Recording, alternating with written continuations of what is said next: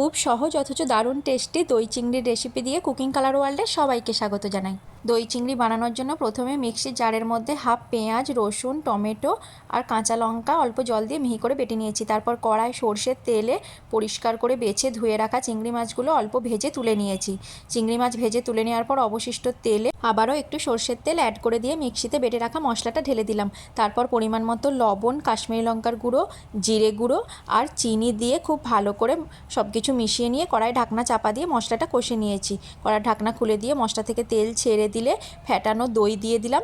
দইটা খুব ভালো করে মশলার সাথে মিশিয়ে নিয়ে ভেজে রাখা চিংড়ি মাছগুলো দিয়ে খুব ভালো করে মশলার সাথে চিংড়ি মাছটাও খুব ভালো করে মিশিয়ে নিলাম। তারপর ওপর থেকে চেরা কাঁচা লঙ্কা, ধনেপাতা কুচি ছড়িয়ে দিয়ে কড়াই ঢাকনা চাপা দিয়ে 2 মিনিটের জন্য রান্না করেছি। 2 মিনিট পর কড়ার ঢাকনা খুলে দিলাম। গরম ভাতের সাথে পরিবেশনের জন্য দই চিংড়ি একদম তৈরি। আজকের রেসিপিটা কেমন লাগলো কমেন্ট করে জানিও। যদি ভালো লাগে চ্যানেলটি সাবস্ক্রাইব করে পাশে থেকো।